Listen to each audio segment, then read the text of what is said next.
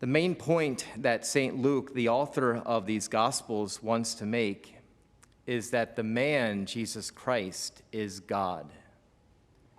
God the Son, God made flesh, God with a face, God that can be seen. The invisible has become visible in our midst. St. Luke is also conveying that Mary is the Ark of the Covenant. The Ark of the Covenant is the place where God dwells, the glory of the Lord. In the Annunciation, when St. Luke describes how Mary will conceive, he draws from a text from Exodus, which speaks of the glory of God coming and resting upon the Ark of the Covenant and filling the Ark of the Covenant and making it holy. The whole account of the visitation is another reference to Mary as the new Ark of the Covenant. When Mary visits her cousin Elizabeth, who was with child,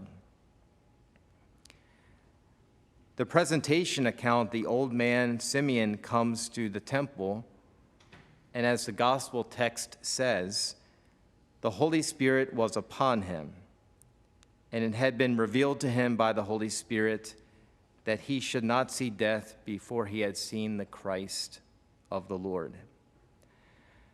Simeon here recognizes that the glory of the Lord has come back to the temple. The glory of the Lord. The reason for why the temple was built. That the glory of the Lord shall be in the temple. The Ark of the Covenant, which housed the tablets of the law of Moses, the shepherding staff of Aaron, and manna, which the Lord had now rained down from heaven in the Exodus, had been stolen, most likely by the Babylonians who, when they brought the Jews into exile, they probably destroyed the Ark of the Covenant. There's been such a fever over trying to find the Ark of the Covenant, even. Movies have been made upon this, trying to find the Ark of the Covenant, trying to find the ark that held the tablets of the law, the shepherding staff and the manna in the desert, the glory of the Lord.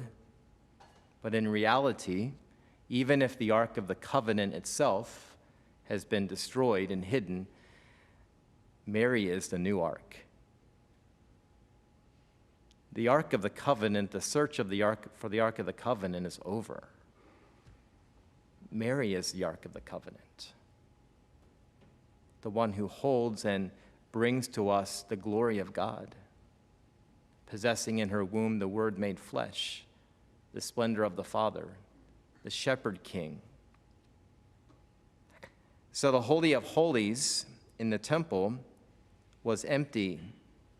And Simeon, when he saw the mother carrying the baby in her arms, recognizes the glory of Israel has returned.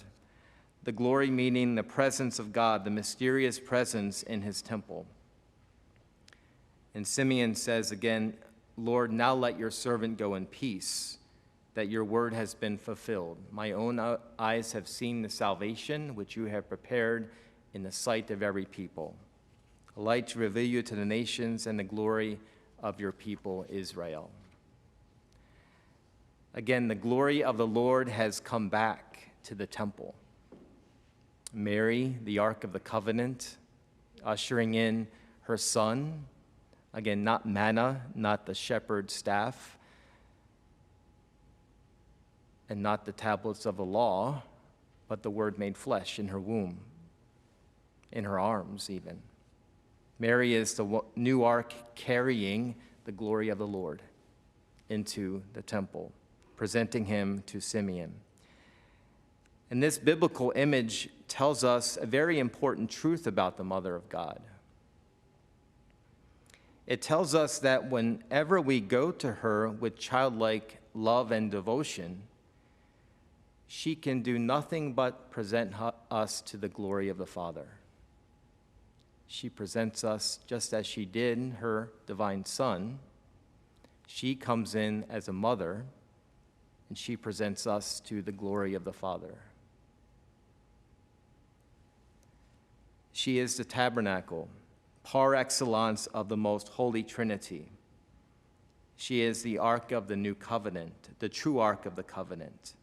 To come to Mary is always to come into the presence of the glory of the Lord, the Father, the Son, and the Holy Spirit, who dwell in her through grace, faith, hope, and charity. Mary, Mother of the Lord, Our Lady of Guadalupe, pray for us.